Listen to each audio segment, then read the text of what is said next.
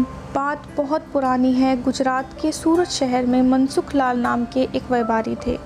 इनका कीमती रत्न का कारोबार था। इनका कारोबार दुनिया के कई देशों में फैला हुआ था। पूरे सूरत शहर में इनका मान और सम्मान था। मनसुख लाल के दो बेटे थे जिनका नाम रामलाल और श्यामलाल था। रामलाल को दौलत और रुतबे का बहुत घमंड था, जबकि श्यामलाल एक शरीफ और सुलझा हुआ इंसान था। घमंड के साथ साथ रामलाल में ईर्ष्या और बेईमानी जैसे अवगुण भी थे। समय के साथ साथ मनसुख लाल की उम्र बढ़ती जा रही थी। ऐसे में उनके दोनों बेटों ने कारोबार में पिता का अधिक से अधिक हाथ बटाना शुरू कर दिया था। दुनिया के सबसे महंगे जेमस्टोन कुछ समय के पश्चात मनसुख लाल चल बसे और कारोबार का पूरा भार रामलाल और श्यामलाल के कंधों पर आ गया। बड़ा भाई होने के नाते रामलाल ने व्यापारिक फैसलों में अपनी मर्जी की चलानी शुरू कर दी। रामलाल बेईमानी और मक्कारी भरे फैसले लेने लगा। असली रत्न के नाम पर वह नकली रत्न का व्यापार करने लगा, जिससे उसका मुनाफा बढ़ने लगा। इस मुनाफे से उसका बाकी बचा चरित्र भी काला हो गया। दौलत के घमंड में वह परिवार में उन्मादी जैसे व्यवहार करने लगा।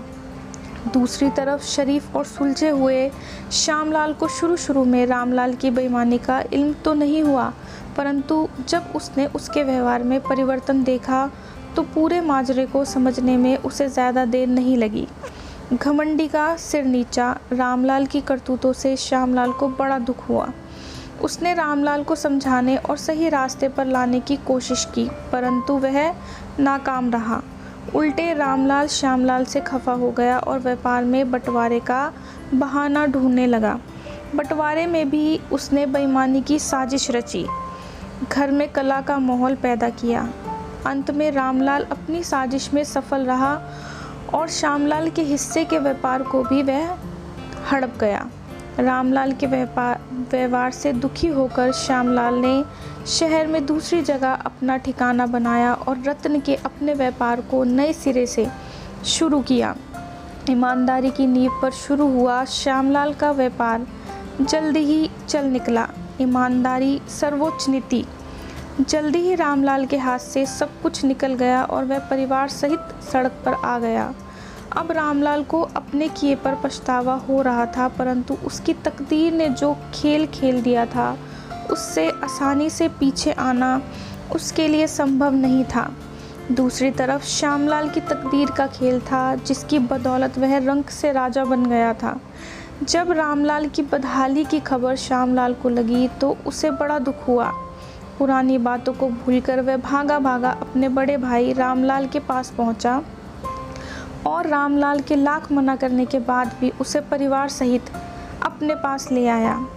यह भी तकदीर का ही खेल था। जिस भाई के साथ रामलाल ने बदसलूकी कर उसे सड़क पर पहुंचा दिया था, वही भाई आज उसे सड़क से उठाकर अपने घर में ले आया था। इस कहानी से हमें यह शिक्षा मिलती है कि तकदीर कब किसके साथ क्या खेल खेल दे, इसका अंदाज़ा कोई नहीं लगा सकता।